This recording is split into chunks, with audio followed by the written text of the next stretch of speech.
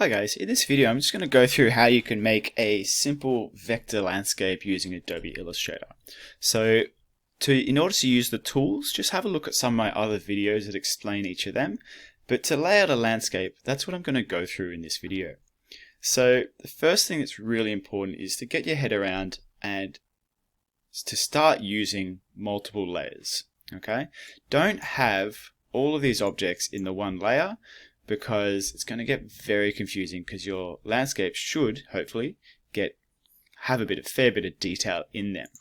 So what I've just done quickly is just to go on and cut and paste each of these objects and put them onto their own layer, and then double click on the name in order to rename it so that it's a nice, quick, short and easy name that fairly describes what's involved.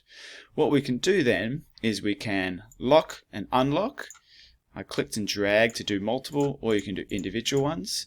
We can lock and unlock whatever we're not using so that we're only working in the layer that we want to work in, and you could even hide and unhide everything else if that's being a bit of a distraction.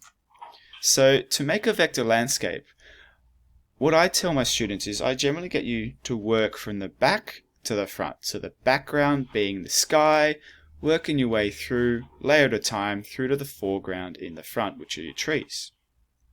So in some examples I've had in the past, here's one I have here.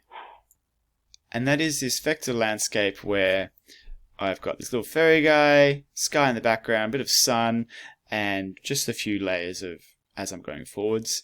And here's one that I actually took off a photo that I took when I did a trip to India. And so just to quickly go through both of them, I always start with the back, and what I do is just start by doing a big plain blue rectangle, or just a fill color to cover my entire page. And as you're adding things on, it's really important just to remember that just visualize what's going to go in front of it, because as long as if it's getting covered, we don't need to see that detail. So these rays of light, we know we're going to see pretty much all the rays of light, but these ones down here are going to be covered by the foreground, so I didn't really care that they stopped.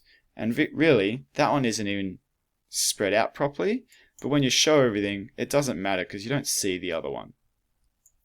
So just working your way forward and just covering up any imperfections, but the really beneficial thing is, I'll show you on this one, is what's really fulfilling is it doesn't matter how much detail you show on the stuff that's being covered.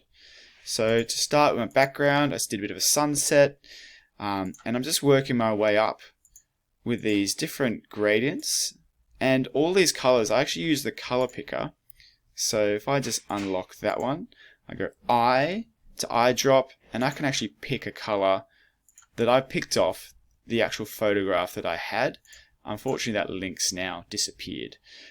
So these photos are actually the mist or the smog from what we saw when we were in India, going all the way back. So you can see here, if I zoom in, you can see I focused really importantly on the shape of the top of that mountain range, and I went from off the page, across the page, and then finished off the screen. And then to make it a closed shape, I just went down, click in the bottom right, click in the bottom left, and then went back up and closed it.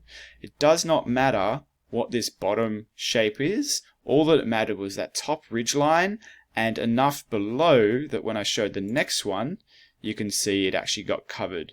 And so you can see all of them are actually, they follow that same practice.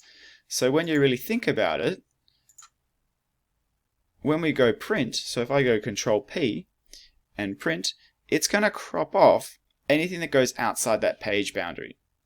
So it doesn't matter that it's there or not. So by being aware of that, all that we need to worry about is what we see on the page. So here, same kind of thing.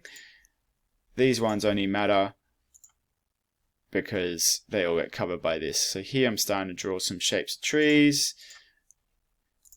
I never really finished this because I didn't think I liked how these villages and the foreground was really working, but I really do like how I've put in some circular gradients and the backgrounds.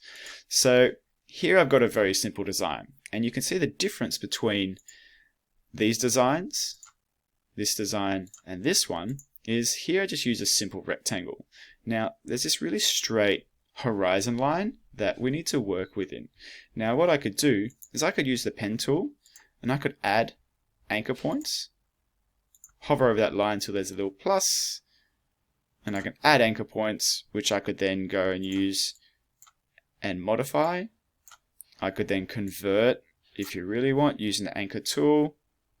I could go and convert them into curves, but what's probably easier, and all of a sudden I've got a bit of like a hill going on, I'm just going to delete that and I'll just use the pen tool.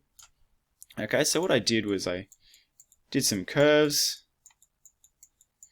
then clicked off the side, around the outside, and closed it up, and there was my mountain range. And as soon as you press Control P, you can see it gets cropped off, and it doesn't matter how ridiculous it might look around the outside.